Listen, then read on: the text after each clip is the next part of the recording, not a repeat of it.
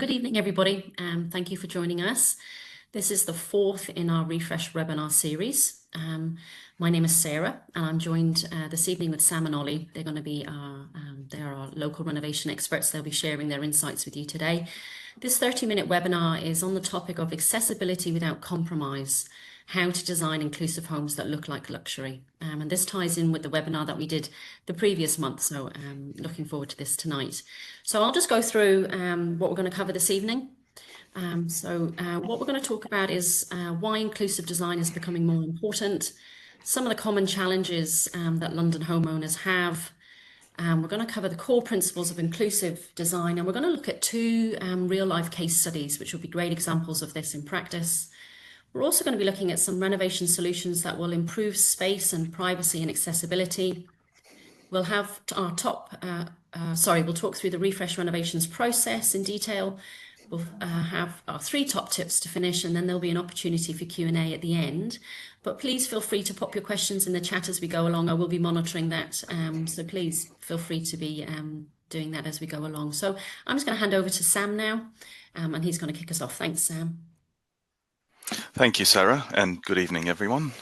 Today's topic is quite an important one, and we hope that this brief session will do it justice. So whether you're building your future or enjoying your present, you've likely encountered the same myth that designing for accessibility means compromising on style. For period properties, however, that fear can feel even greater, whether it's old layouts, narrow corridors, and heritage features often seem at odds with modern accessibility. But the truth is that creating an accessible space doesn't mean giving up on elegance, charm, or character. And contrary to other common misconceptions, it doesn't automatically translate to high-ticket bills or over-the-top luxury fittings. It's all about thoughtful design, clever solutions, and a focus on quality rather than extravagance. Whereby one can achieve a home that is both stunning and genuinely accessible, which proves that style and inclusivity can coexist beautifully.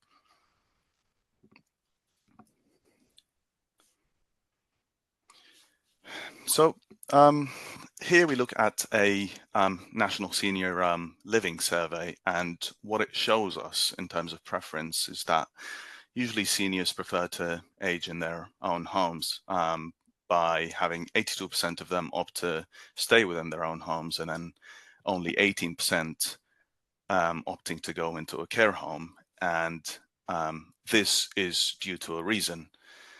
These results reflect preferences, as I said, whereas in reality and at the time of decision making, households face difficult times due to the problematic imbalance of supply and demand. On the demand side, the most powerful driver is the aging population and the prevalence of disability. To give an example on that, in London, the Office for National Statistics projects an increase by over 20% in the people aged 65 and over within a single decade. This statistic marks a rapid shift in making the demand for more comfortable, accessible living not a future possibility, but a pressing present-day reality for a huge portion of the city. Now, let's contrast that demand with the reality of our housing stock. And by looking at the English Housing Survey, which gives us national figures, but that would automatically tell us that the situation in London's older stock is often worse. When thinking about the classic London terrace, for example, the data shows that across England, only 46% of all homes have level access to their front door. So imagine that with a pushchair or a walking frame. Even more telling, only 9% of homes have all their essential facilities, such as a bedroom, a bathroom, and a toilet on the entrance level. And that resulted in a conclusion that a mere 7% of homes in England are built with key features of a lifetime home, which we will be talking about a bit more later on in the webinar. And it goes without saying, the purpose here is not to sort of bring about doom and gloom, but to really highlight the gravity of an often neglected matter and look for ways to anticipate risks before they become actual problems. So this shift is already changing the way we think about homes, about family life, and what it means to design well. Accessibility is no longer a niche consideration. It's reshaping our cultural norms and influencing how families care for each other across generations. And yet, the challenge is enormous. The UK alone needs around 1.2 million more accessible homes. That's a huge gap looking at it, and it's still growing. What this means for you is basically simple but very powerful. The choices that are made about your home today, whether it's renovations, layouts, or design decisions, they aren't just about comfort or style. They are a direct response to this urgent unmet need. And by designing with accessibility in mind, you would be contributing to a future where everyone can live independently, safely, and beautifully. And the best part about it is that achieving this doesn't mean compromising on style or spending beyond your means. It's about smart and thoughtful design that would work for everyone involved. So, the challenges that are usually faced in London homes specifically, if you have ever lived in or currently live in a beautiful Victorian or Edwardian terrace or a modern conversion, you'll know these challenges very intimately, whether it's the steep stairs to the front door, the narrow hallway, the upstairs bathroom, and a lack of a ground floor shower.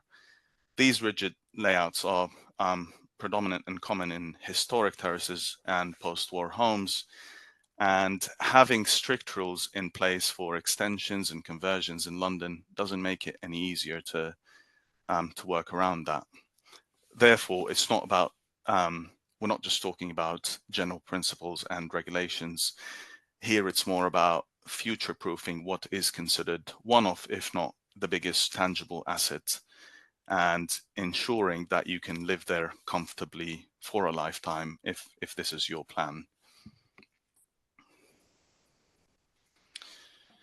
So talking about the core principles and the luxury that serves you, as we said, luxury is not always just about, over-the-top fittings and fixtures.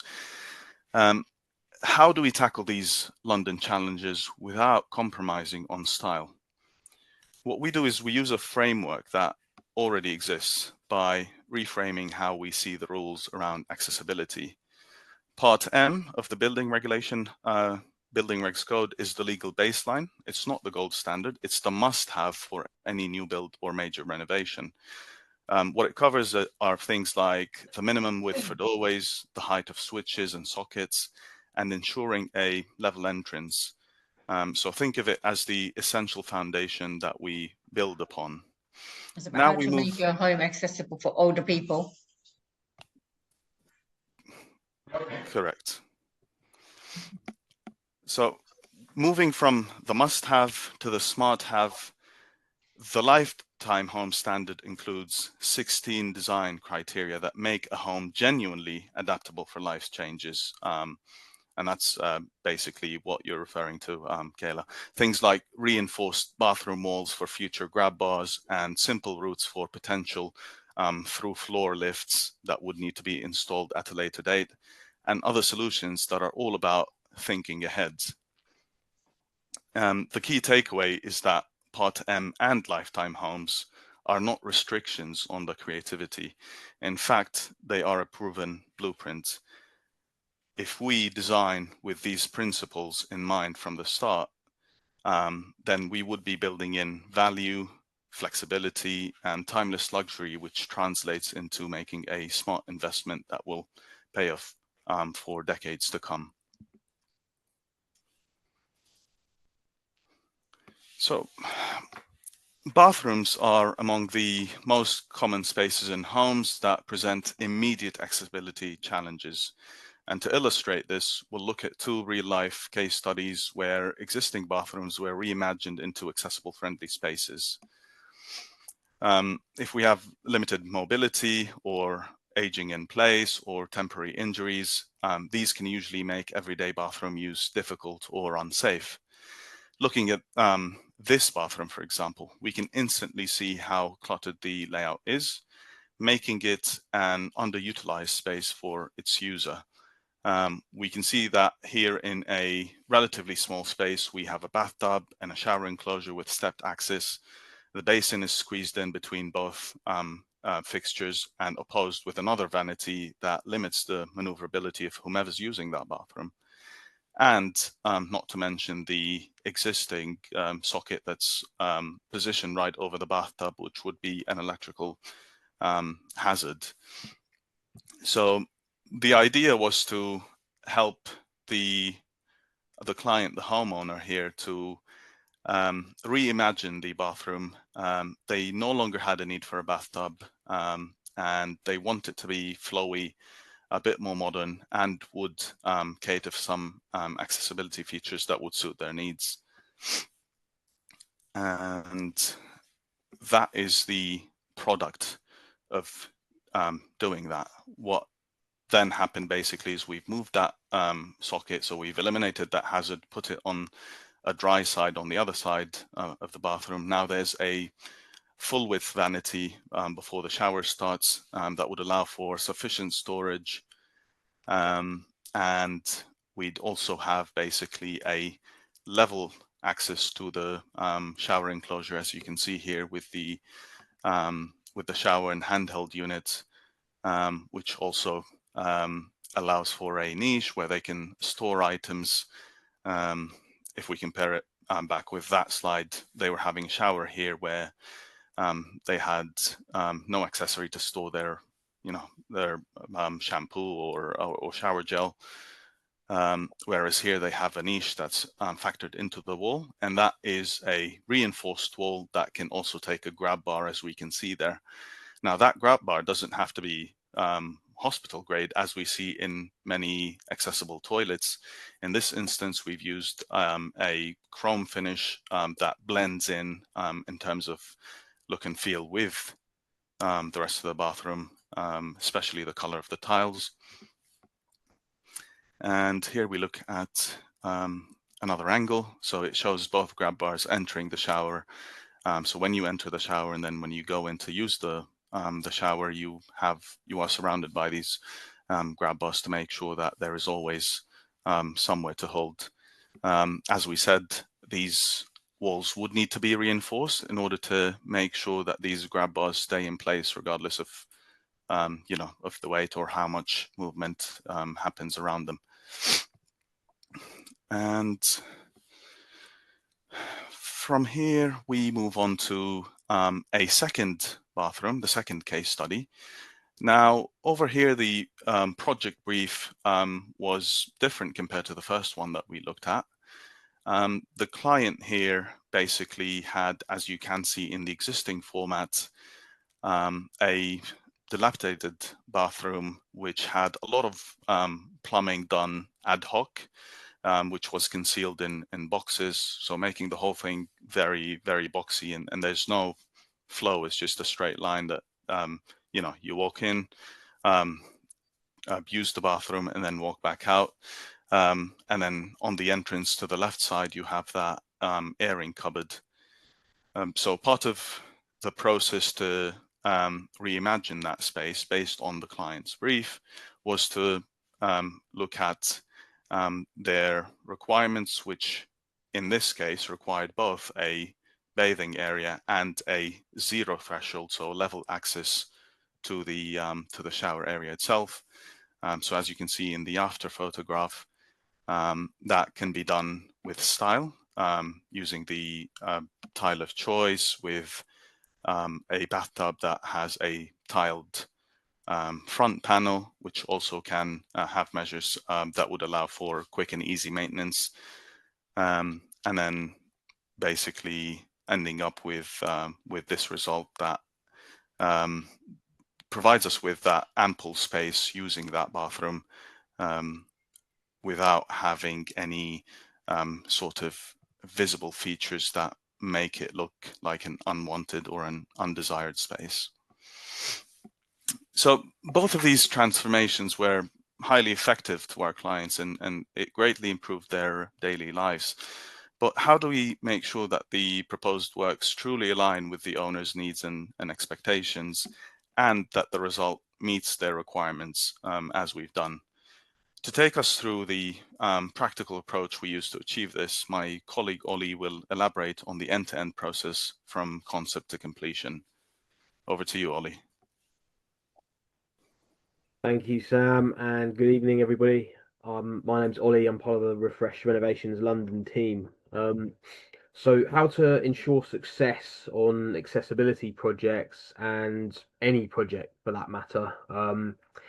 Well, it all lies in the design and planning stages. So everything that gets done pre-construction. Pre-construction, the pre-construction phase is something that is not taken lightly at all in the new build industry or in the commercial construction industry, but it gets overlooked significantly in home renovation projects.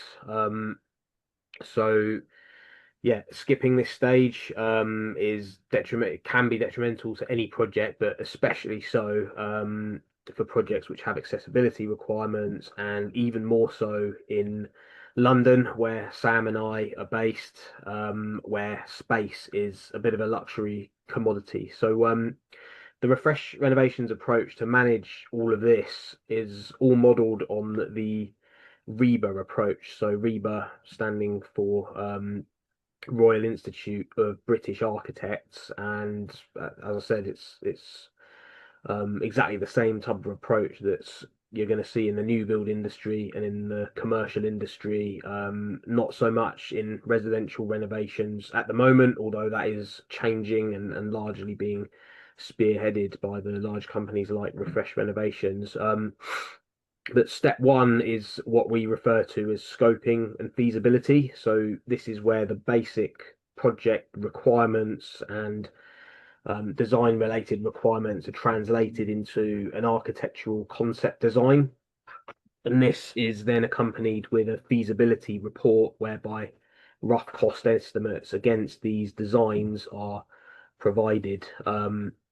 So this helps shape the overall project scope, helps to control the budget, and helps ensure that you as the client are investing your design budget into the right places, essentially.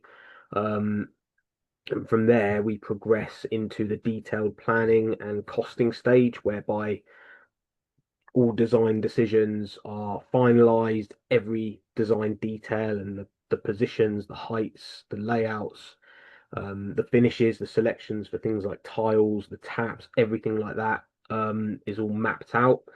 And then in doing so, we've got all the relevant documentation that enables us to provide a fixed price cost plan proposal, because everything is mapped out, every design detail is accounted for. And then after that, we progress to the build stage, which is actually a lot easier, or it can be a lot easier than you may think, with the caveat being that a lot of time and focus is spent on stages 1 and 2. If stages 1 and 2 are adequately addressed, then the build stage is relatively plain sailing.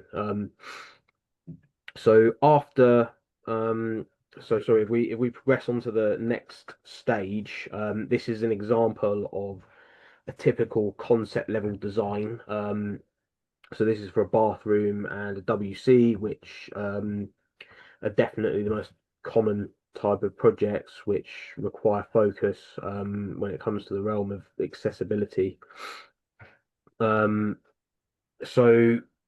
in a concept level design, the overall layout is presented in the form of a scaled drawing in order to show that everything's going to fit, and show that the overall design idea is going to be feasible within the space available.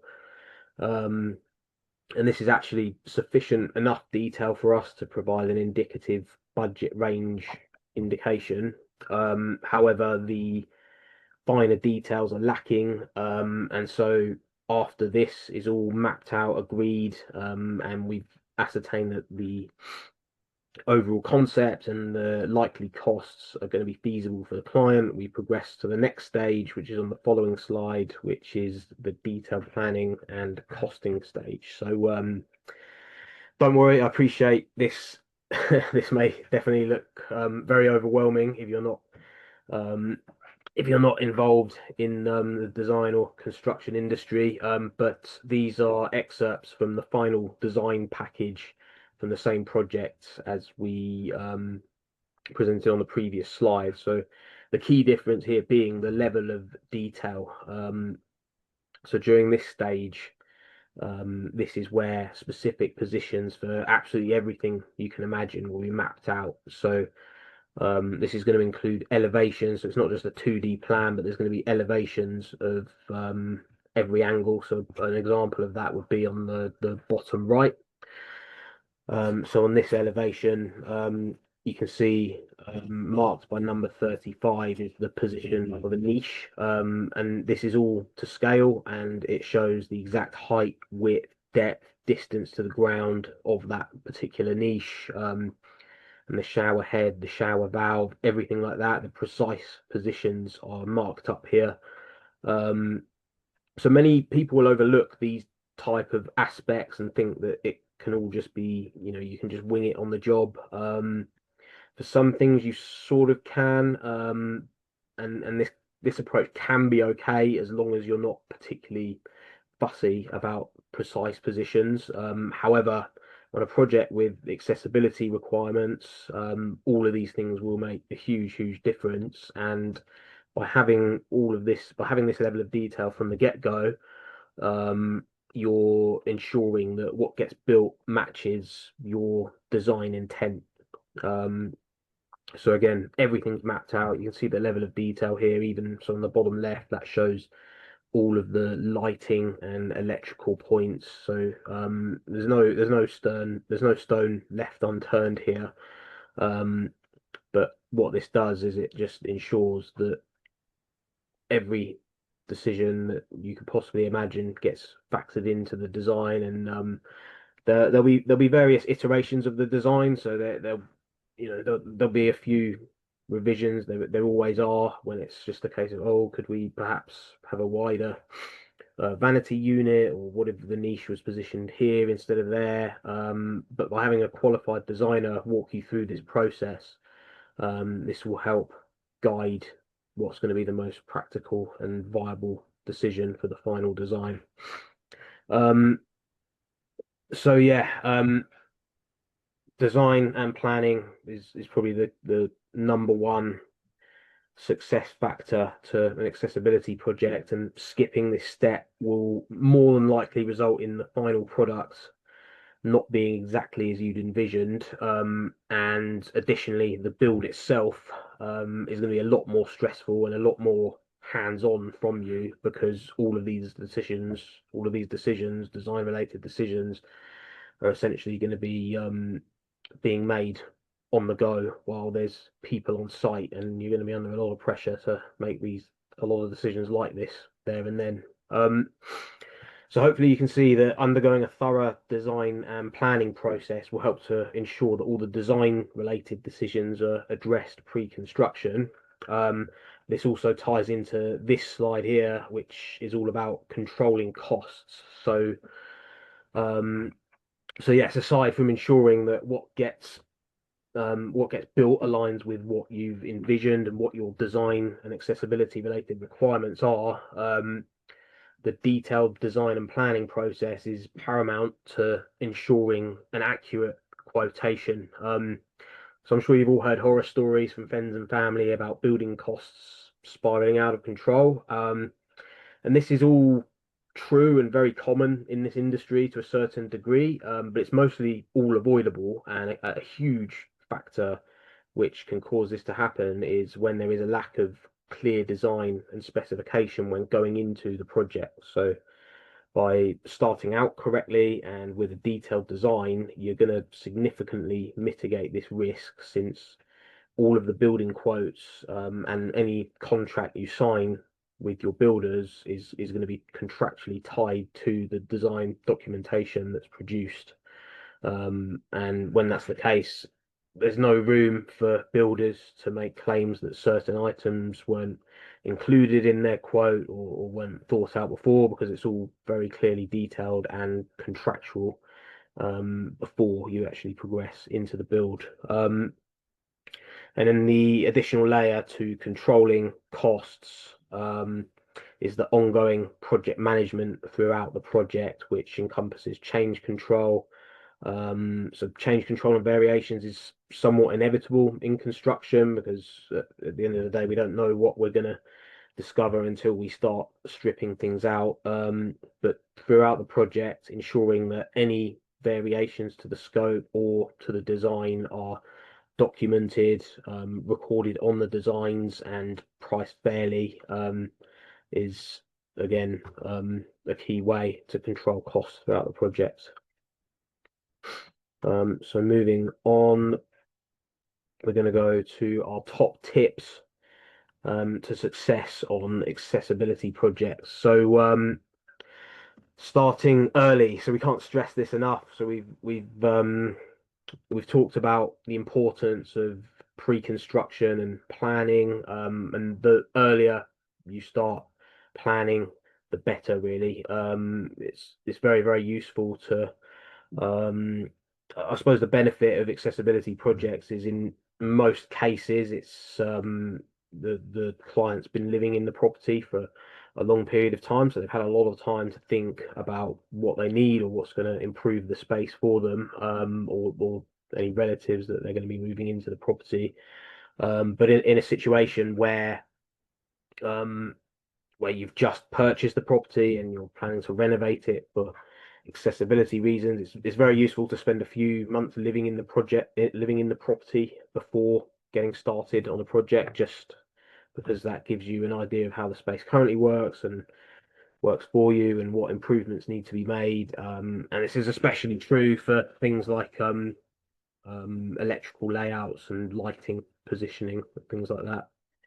And then tip number 2 is to upgrade essential infrastructure. So many people will overlook this. They'll simply focus on what's going to look nice, what's going to make their life easier.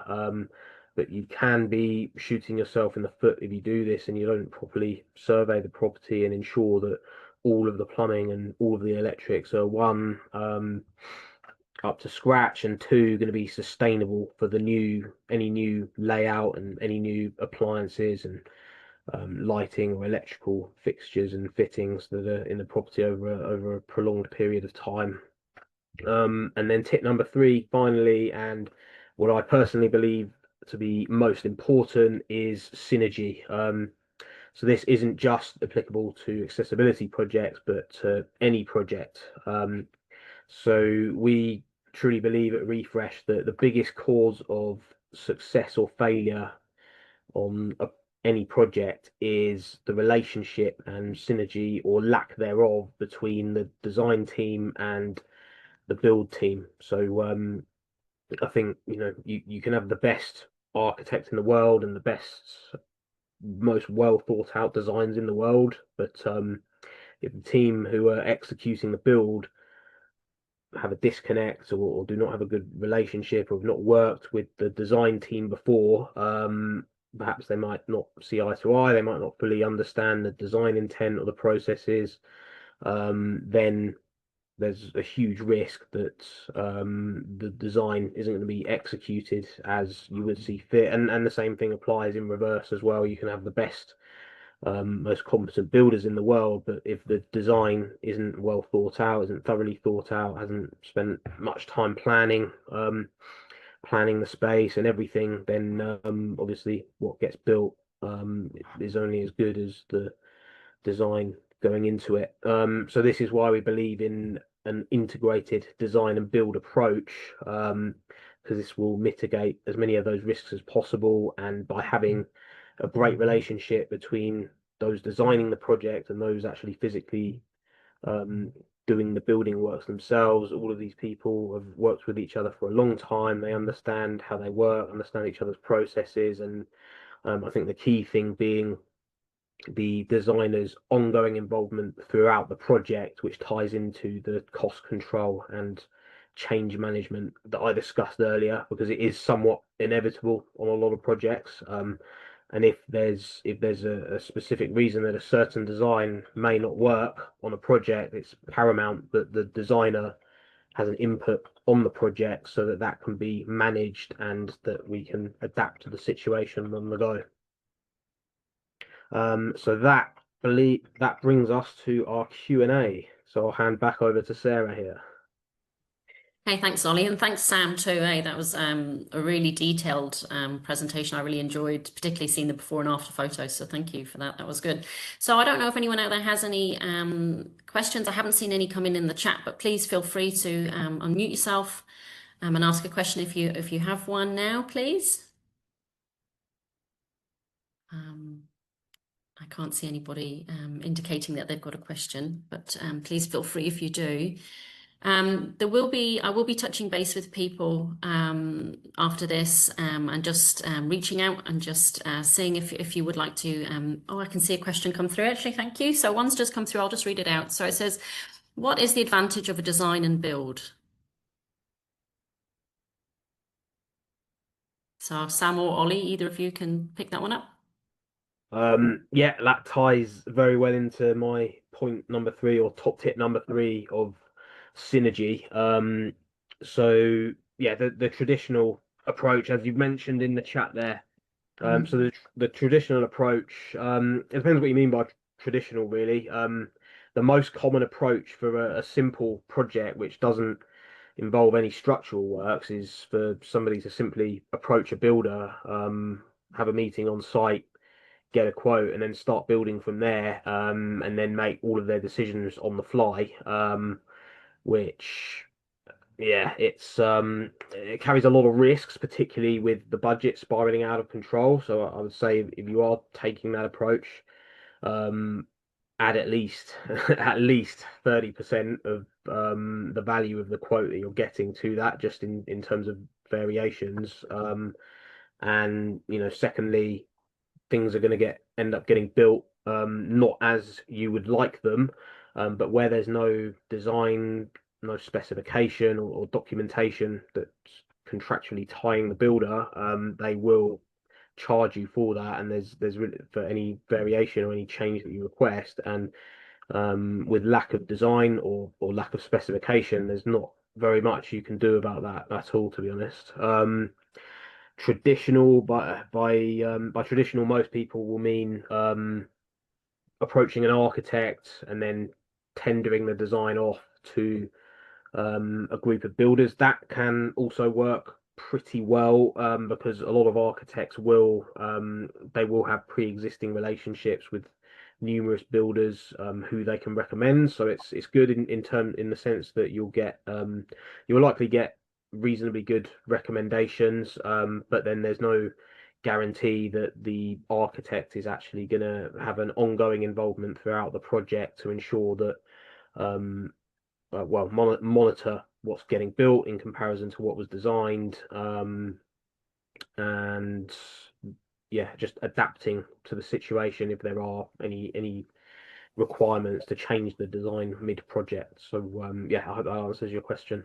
I would only add to what you said, Ollie, is that you counter that by having a single renovation partner, meaning that your project doesn't change hands from, let's say if it needs planning, in that case, from when it goes into planning and the consent is received, and then moving through the other stages. Traditionally, it's fragmented. It goes from the architect and back, and then once the architect sends back the drawings, then you go on to tender it yourself. So you counter all of that by having that single renovation partner that is taking care of all of that as a single point of contact on your behalf, and making sure that everything that is happening is in line with the original project brief that basically the project set out upon from the get-go.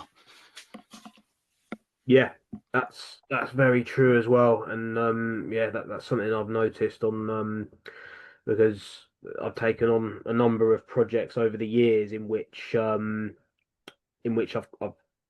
quote unquote inherited designs. So a client's approached me. They've already had designs done by another architect, and in most cases they are very good. They're very adequate designs, but there are certain issues that we run into, all of which can be overcome. But it does cause risk of of issues in which I wasn't involved from the get-go. I wasn't involved in shaping all of those design related decisions, and so I just have I don't know, my head's less involved in the project because I wasn't involved from day one, and I wasn't involved in the design and the scoping process. So I don't know if you've had the same experience there, Sam, but that's definitely something I've noticed. So I think that's a great point.